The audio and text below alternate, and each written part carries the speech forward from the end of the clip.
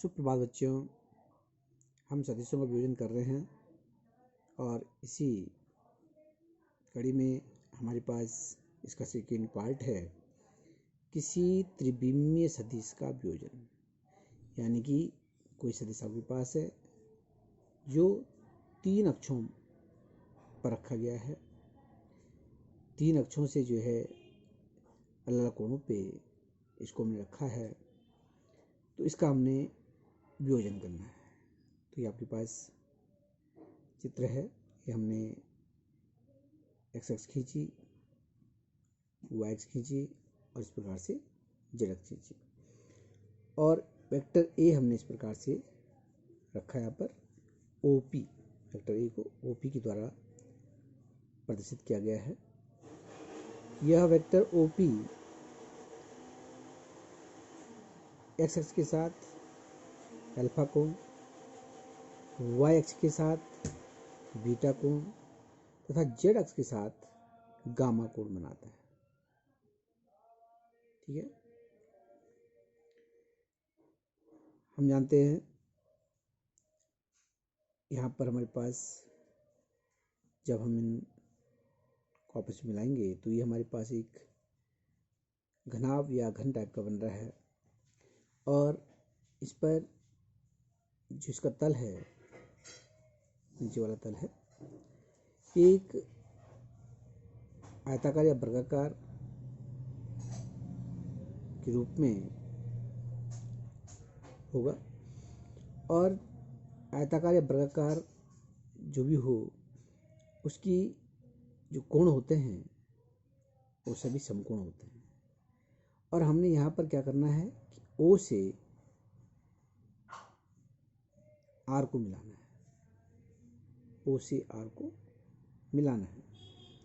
तो O से R को मिलाएंगे तो यहाँ पर क्योंकि प्रत्येक 4 कोण होते हैं, ये 90-90 अंश के होते हैं, हमने इसको आधा आधा कर दिया है, तो यहाँ पर ये जो है कोण कितना हुआ 45 का हो जाएगा।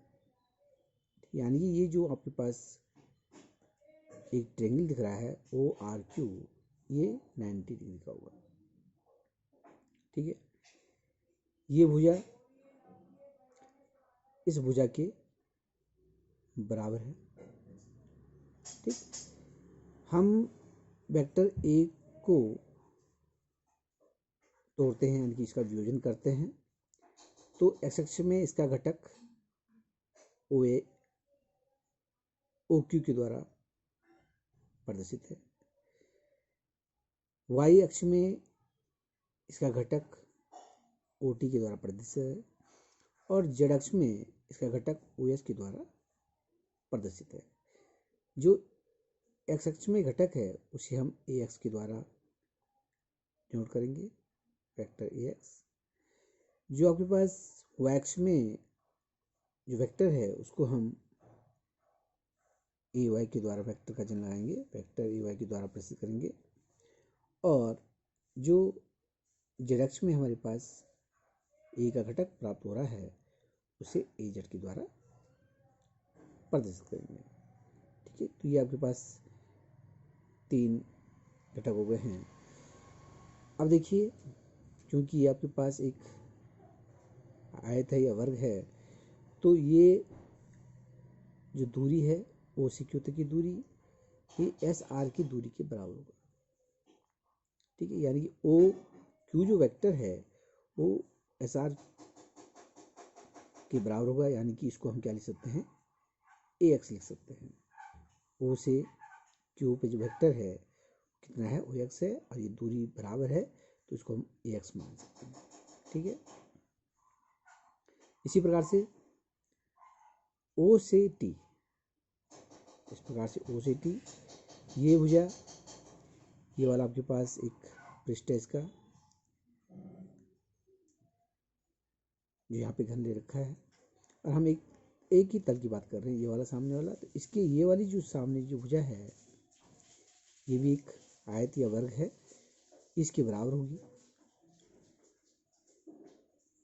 तो या ये इसके बराबर है, तो ये क्या होगा, यहाँ पर हम इसको क्या मान लेते हैं, ये इसके समान है तो इसको हम ए वाई के द्वारा प्रदर्शित करते हैं, यानी कि आर पी को या पी आर को हम ए वाई के द्वारा प्रदर्शित करेंगे। ठीक है, इसी प्रकार से देखिए ये वाली भुजा इस वाली भुजा के बराबर है, तो ओ एस जो हमारे पास यहाँ पर घटक है ए जेड, उसको हम यहाँ पर लिख सकते हैं क्यू आर के बराबर लिख सकते हैं, और क्यू आर को हम क्या मान सकते हैं, ए जेड मान सकते हैं। तो ये आपने यहाँ पर चित्र में सावधानीपूर्वक समझना है। ये दिशा बता रहा है, यहाँ पर आई यूनिट वेक्टर है, इसकी दिशा ए वाई की दिशा, और ये के ए जेड की दिशा को प्रदर्शित कर रहा है। इसको हमने नामांकन कर देना है। इस प्रकार से नाम लिखे हुए हमारे ओ पी हमारे पास सदिश है, जिसका हमने त्रिविमीय सदिश का वियोजन करना है इसमें, और ये बिंदु हम क्यू मान लेंगे, इस बिंदु को हम आर मान लेंगे, इसको एस मान लेंगे। ठीक है ना, इस प्रकार से हम इसको टी मान लेंगे। ठीक, जो हमारे पास घटक वेक्टर है। ठीक है ना, और ये हमने क्या करते हैं यहाँ पर इसको ओ आर मिला दिया है, तो ये दो भागों में डिवाइड हो जाएगा, ये कोण हमारा 90 अंश का बन जाएगा। ठीक, अब हमने इसको लिखना है, माना वेक्टर ए त्रिविमीय है, इसे इसके घटकों में वियोजित करना है। माना सदिश ए एक्स एक्स के साथ अल्फा कोण तथा वाई एक्स के साथ बीटा कोण बनाता है, और जेड एक्स के साथ गामा कोण बनाता है। ओ आर को मिलाया, हमने ओ आर को क्या करना है, मिलाना है, क्योंकि जो आकृति होगी ये इस प्रकार से आकृति होगी, ये आप इसको ध्यान रखना है, ये इस प्रकार से आकृति है, आयत वाली आकृति हम इसको, या वर्ग वाली आकृति इसको कह सकते हैं। और इस प्रकार से यहाँ पर ये ओ है और ये बिंदु आर है, ये ओ बिंदु है, ये आर बिंदु है, और ये बिंदु एस है, और ये बिंदु क्यू है। इस प्रकार से आपके पास है, और हमने यहाँ पर 90 अंश का कोण है, इसके बीच में सब पे 90 अंश का कोण है, हम इसको मिला देंगे यहाँ से बीचों बीच। तो ये कोण कितने अंश का हो जाएगा, ये डिवाइड हो जाएगा ये कोण। ठीक है, तो ये आपके पास यहाँ पे समकोण है, ये 45 हो जाएगा। ठीक, ये आपके पास समकोण त्रिभुज बन जाएगा, ये क्या बन जाएगा, ये समकोण त्रिभुज बन जाएगा। समझे ना, तो इस प्रकार से हमने इसको समझना है। और ये जो साइड है ओ एस, जो वेक्टर आपके पास है ए जेड है, और ये किसके बराबर होगा, इसके बराबर होगा, यानी कि ये भी क्या हो जाएगा, ए जेड के बराबर हो जाएगा। ये आपके पास ए एक्स है, तो ये भी क्या हो जाएगा, ए एक्स हो जाएगा। सिंपल सा है, कोई दिक्कत वाली बात नहीं है, समझिए ना। हमने अब यहाँ पर ट्रेंगल पी क्यू आर, जो आपके पास ट्रेंगल है O P R, triangle O P R, इससे हमने लेना है। यहाँ पे एक ट्रेंगल बन रहा है, इस ट्रेंगल से हमने लेना है ओ पी का जो मान होगा ओ आर और पी आर के योग के बराबर होगा। हमने ये त्रिभुज में पढ़ा है, तो ओ पी का जो मान होगा किस बराबर होगा, ओ आर और पी आर के योग के बराबर होगा। इसी प्रकार से हम ट्रायंगल लेंगे O Q R, O Q R, और इसमें ओ क्यू आर में जो ओ आर जो भुजा है, जो ओ आर भुजा है, इसका मान निकाल लेंगे हम, तो भी क्या होगा, इन दोनों के ओ क्यू और क्यू आर के योग के बराबर होगा। ठीक है, तो सर्वप्रथम क्या लेंगे, ओ पी आर लेंगे, तो उसको लेते हैं हम ट्रायंगल ओ पी आर से, ओ पी बराबर O R plus R P, O P बराबर O R plus R P, R P लो चाहे पी आर लो, एक ही बात है ये। ठीक है। अब दूसरा ट्रेंगल कौन सा लेना है, O Q R. Triangle O Q R से हमने ओ आर का मान ज्ञात करना है, ये हमको पता नहीं है इसकी लंबाई कितनी है। तो ओ आर बराबर क्या हो जाएगा, O Q plus R Q लिखिए चाहे क्यू आर लिखिए। तो ओ आर बराबर O Q plus Q R. इसको समीकरण नंबर 1 मान लेंगे, इसको समीकरण नंबर 2 मान लेंगे। यहाँ पे देखिए ओ आर का मान हम निकाल दिया है, इस ओ आर का मान यहाँ पे पुट कर दीजिए, ठीक है। यानी कि समीकरण नंबर 2 से ओ आर का मान समीकरण नंबर 1 में रखने पर, समीकरण नंबर 1 में ओ आर का मान रखने पर तो क्या आएगा आपके पास, ओ पी बराबर ओ आर की जगह पर रखते हैं O Q plus Q R plus R P, और यहाँ पर इनकी वैल्यू पुट कर देंगे। ओ पी हमारे पास वेक्टर ए है बराबर ओ क्यू हमारे पास वेक्टर ए एक्स है, क्यू आर हमारे पास वेक्टर ए जेड है, और आर पी हमारे पास वेक्टर ए वाई है। अब हम इनको जिनकी दिशा के रूप में प्रदर्शित करेंगे, तो ओ क्यू को हम क्या लिखेंगे, ए एक्स आई, ओ आर को हम क्या लिखेंगे, ए जेड आई, और आर पी को लिखेंगे ए वाई जे। तो पहले हम इसको सीधे से लिख लेते हैं, vector A that is equal to vector A X पहले लिखेंगे, वेक्टर ए वाई फिर लिखिए, फिर वेक्टर ए जेड लिखिए, और इसको हम जो दिशा के रूप में लिखेंगे, इसका वेक्टर ए को vector A that is equal to vector A X I plus vector A Y J plus vector A Z. तो ये आपके पास जो समीकरण आ गई है, यह सदिश ए का घटकों के रूप में वियोजन हो गया, और घटकों के रूप में हमने इसको प्रदर्शित कर दिया है, वेक्टर ए को घटकों के रूप में प्रदर्शित कर दिया है, ठीक है। और इसका जो मान होगा, तीनों जो वेक्टरों के जो अलग अलग मान होंगे उनकी योग के बराबर ही निकलेगा, समझे ना।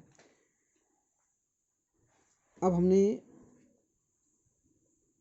यहाँ पर ए एक्स का मान ज्ञात करना है, ए वाई का मान ज्ञात करना है, ए जेड का मान ज्ञात करना है कि कितना कितना मान है इसका, ए एक्स का, ए वाई का, ए जेड का, ठीक है। तो पूरा हम जो है चित्र में चलते हैं।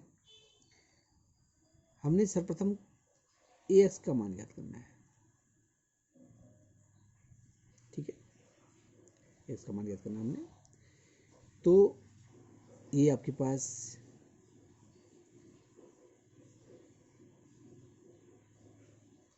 ए एक्स हो गया है।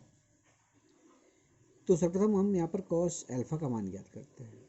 कॉस अल्फा, क्योंकि हमने एक्स का मान ज्ञात करना है, ये हमारा आधार हो जाएगा, ये हमारा कर्ण हो जाएगा। तो कॉस अल्फा एक्स का मान निकालने के लिए हमको क्या करना पड़ेगा, कॉस अल्फा आधार बटे कर्ण। तो कॉस अल्फा बराबर होता है आधार बटे कर्ण, और आधार कितना है, ए एक्स है, और कर्ण कितना है, ए है। इसका परिणाम जैसे हमने पिछले टॉपिक में पढ़ाया था आपको कि वेक्टर ए का परिमाण क्या होगा, ए होगा, वेक्टर ए एक्स का परिमाण क्या होगा, ए एक्स होगा, वेक्टर ए वाई का परिमाण क्या होगा, ए वाई होगा, और वेक्टर ए जेड का परिमाण क्या होगा, ए जेड होगा, ठीक। तो cos alpha that is equal to आधार बटे कर्ण। इसी प्रकार से कॉस बीटा का मान निकालेंगे, और इसी प्रकार से कॉस गामा का मान निकालेंगे, ठीक। तो कॉस अल्फा बराबर ए एक्स अपॉन ए, और इसको लिख देंगे हम ए एक्स बराबर, इसका यार मल्टीप्लाई कीजिए, ए एक्स बराबर ए कॉस अल्फा, समीकरण नंबर 4। कॉस बीटा बराबर ए वाई अपॉन ए बराबर ए वाई बराबर ए कॉस बीटा, समीकरण number 5। Cos Y that is equal to cos gamma that is equal to gamma है, cos gamma that is equal to A Z upon A, और याद रहेगा आपके पास A Z बराबर A cos gamma, समीकरण number 6। पुनः हम जो है चित्र में चलते हैं। ओ आर पी, जैसे हमने कहा कि ये एक समकोण त्रिभुज है, ठीक है, और इस समकोण त्रिभुज से हम यहाँ पर आगे सॉल्व करेंगे। तो पाइथागोरस पर मैं हम यहाँ पर उपयोग में लाते हैं, त्रिभुज ओ क्यू आर में पाइथागोरस का प्रमेय लगाएंगे। ठीक है, तो ओ आर पी में पहले ओ आर पी लीजिए और फिर हम ओ क्यू आर लेंगे। तो O R P O P का स्क्वायर बराबर ओ आर का स्क्वायर प्लस आर पी का स्क्वायर। ठीक है, ओ पी हमारे पास क्या है, ये कर्ण हो गया, यहाँ पर ये 90 अंश का कोण बनेगा। कितने अंश का कोण बनेगा, 90 अंश का। ये पूरा जो है 90 अंश का कोण है पूरा। ठीक है, और ये आपके पास कर्ण हो गया है। ठीक, तो कर्ण का वर्ग अन्य दो भुजाओं के वर्गों के योग के बराबर होता है। तो इसको लिख लीजिए, ओ पी का वर्ग बराबर हो जाएगा ओ आर का वर्ग प्लस आर पी का वर्ग। इसी प्रकार से त्रिभुज ओ क्यू आर से ओ क्यू आर में ओ आर का मान हमें निकालना है। ठीक है, तो ओ आर का वर्ग कर्ण हो गया यहाँ पर, तो ओ आर का वर्ग बराबर हो जाएगा ओ क्यू का वर्ग प्लस क्यू आर का वर्ग, समीकरण नंबर 8। जैसे हम देख रहे हैं यहाँ पर ओ आर का वर्ग है, तो इसका मान यहाँ पर रख देंगे, यानी कि समीकरण नंबर 8 से ओ आर स्क्वायर का मान समीकरण नंबर 7 में रखने का। तो आपको आ जाएगा ये ओ पी का स्क्वायर बराबर ओ क्यू का स्क्वायर प्लस क्यू आर का स्क्वायर प्लस आर पी का स्क्वायर। यहाँ पर हम मान रख देंगे, ओ पी का मान हमारे पास ए है, ओ पी का परिमाण यहाँ पर रख देंगे ए स्क्वायर बराबर ओ क्यू का परिमाण है ए एक्स का स्क्वायर प्लस क्यू आर का ए जेड है, ए जेड का स्क्वायर प्लस ए वाई का स्क्वायर। और इस प्रोसेस को सीरियल से लिख के और इसका हम स्क्वायर हटाएंगे तो ये वर्गमूल में आएगा। तो A that is equal to under root of A X square plus A Y square plus A Z square. इस प्रकार से हम त्रिविमीय विधि में जो वेक्टर है उस वेक्टर का परिमाण ज्ञात कर सकते हैं। ठीक है, समीकरण 4, 5 व 6 से मान रखने पर यहाँ पर हम जो है मान रख देंगे समीकरण नंबर 4 से, समीकरण नंबर 5 से, समीकरण नंबर 6 से। तो क्या आ जाएगा आपके पास, ए बराबर under root of A X का मान ए कॉस अल्फा है, तो A square cos square alpha plus A square cos square beta plus A square cos square gamma. A square यहाँ पर हम कॉमन ले लेंगे, तीनों में हमारे पास है, ये कॉमन लीजिए। तो ए बराबर आ जाएगा under root of A square cos square alpha plus cos square beta plus cos square gamma. और ए स्क्वायर का वर्गमूल निकालिए, चाहे हम पूरे का वर्गमूल कर देते हैं, वर्ग कर देते हैं, तो पूरे का वर्ग कर दीजिए, तो ये वर्ग कर देंगे तो ए का स्क्वायर हो जाएगा बराबर इसका जो है वर्गमूल हट जाएगा। तो A square into cos square alpha plus cos square beta plus cos square gamma. A को जो है स्क्वायर को नीचे ले आइए, तो ए स्क्वायर से स्क्वायर कट जाएगा, तो अब बचेगा cos square alpha plus cos square beta plus cos square gamma. इससे पहले इसको नीचे ले आओ, इसको लिख लीजिए cos square alpha plus cos square beta plus cos square gamma.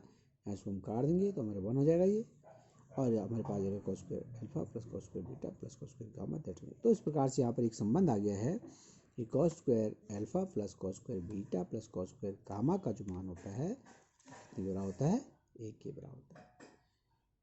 तो इस प्रकार से आप किसी त्रिविमीय रथ सदिश का जो है वियोजन कर सकते हैं। आप इस चित्र को सावधानी पूर्वक समझिए, आराम से, एक बार नहीं, 2 बार नहीं, 3 बार, तो आप कई बार जब इसको देखेंगे समझेंगे तो आपको समझ में आएगा। ठीक है, ये बहुत ईजी है, कोई दिक्कत वाली बात नहीं है। ओके।